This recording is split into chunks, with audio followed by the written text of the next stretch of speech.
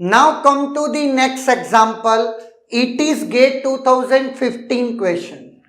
Consider the operations f of x, y, z is equal to x bar y z plus x y bar plus y bar z bar, and g of x y z is x bar y z plus x bar y z bar plus x y. Which of the following is true? F and G both are functionally complete. Only F is functionally complete. Only G is functionally complete, and neither F nor G is functionally complete. Now 5 points हैं. अब चूंकि आपको एक function ही given है, अब सुनिएगा, अगर मेरे को पोस्ट फंक्शनल कंप्लीटनेस थ्योरम नहीं पता तो आपके पास एक ऑप्शन और है. आप इस फंक्शन से ये पता करिए नॉट एंड एंड गेट बन रहा है या नहीं. इनपुट कॉम्बिनेशंस यूज करते जाइएगा. क्लियर है? जैसे एक्स वाई जेड है तो एक्स एक्स एक्स रख सकते हैं या कुछ भी रख सकते हैं कुल मिला करके. क्लियर है? नाउ क्या उससे नॉट गेट बन रहा है?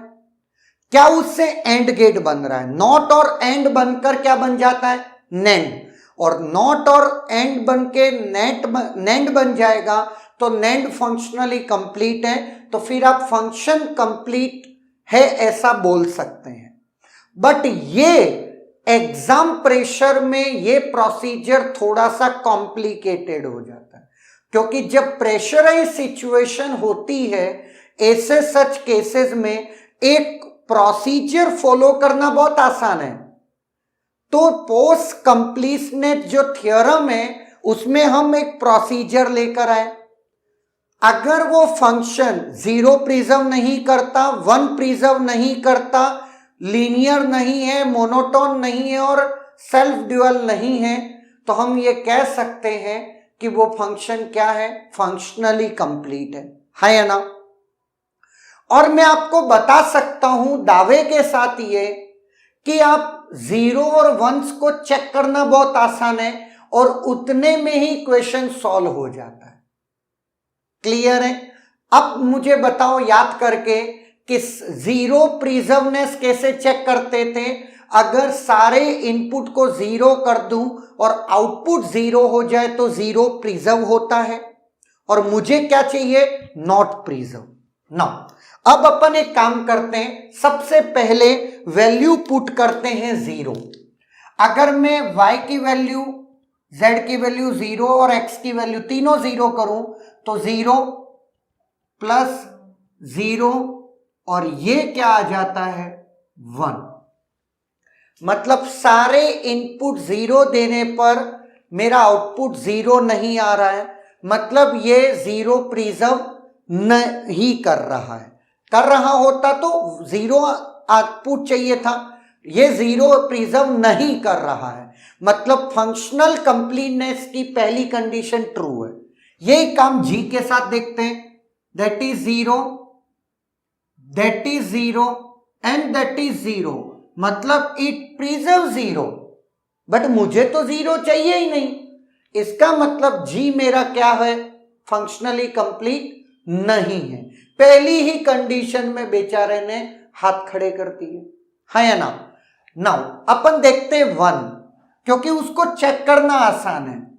अगर मैं इसको 1 रखूं, सारे 1 रखूं तो this will give you 0. 1 become 0 तो ये भी 0 और 1 become 0 and 1 become 0, that is 0. 1 पे 1 नहीं दे रहा, मतलब ये 1 भी प्रिजर्व कर रहा है या ना? ये दो चीजें तो देखना आसान है. मुझे ये भी पता चल गया कि G फंक्शनली कंप्लीट नहीं है, मतलब बोथ और C, A और C रॉन्ग हो गए.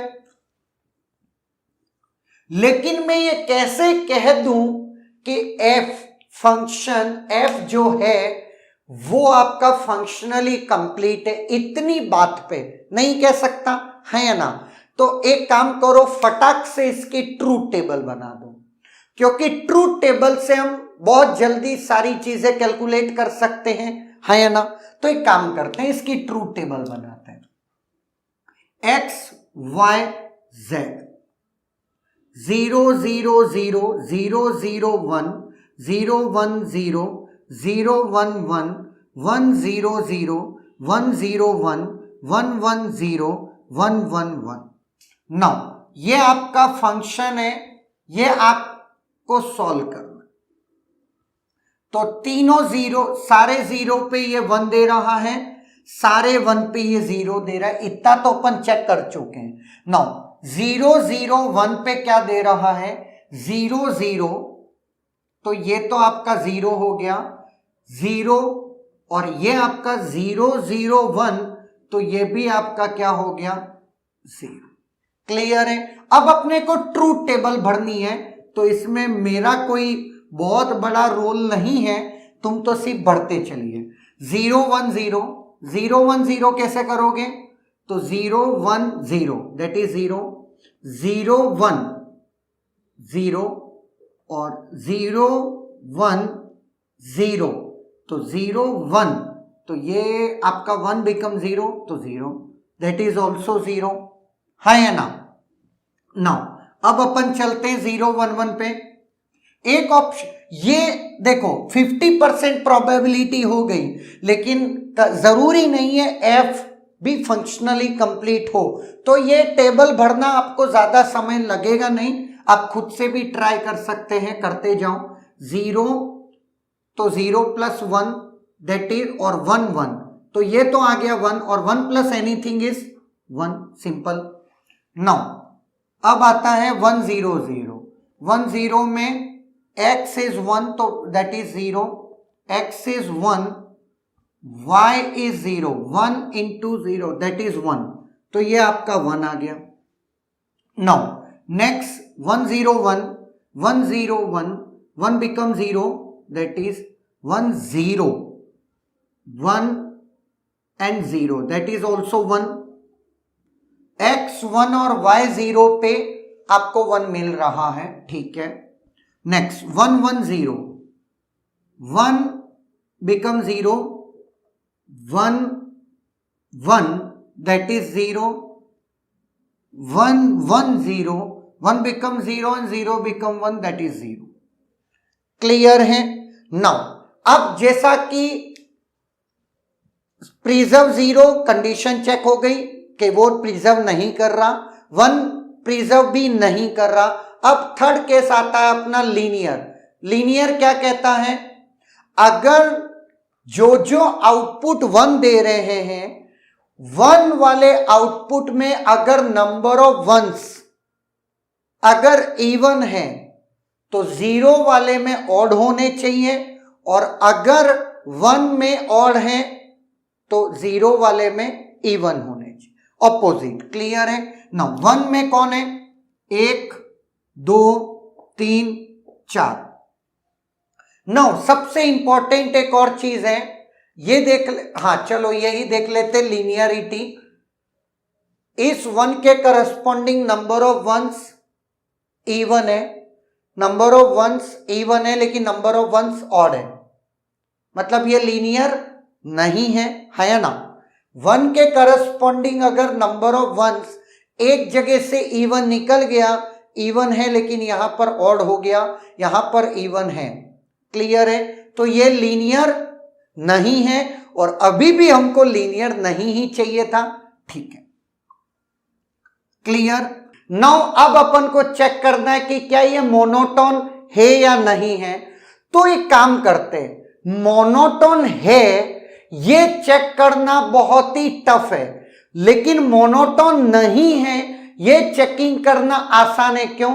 क्योंकि वो ये कहता है किसी भी इनपुट में अगर 0 से 1 हम चेंज हो रहे हैं तो आउटपुट ऑलवेज 0 से 1 होना चाहिए, कभी भी 1 से 0 नहीं होना चाहिए, है या ना।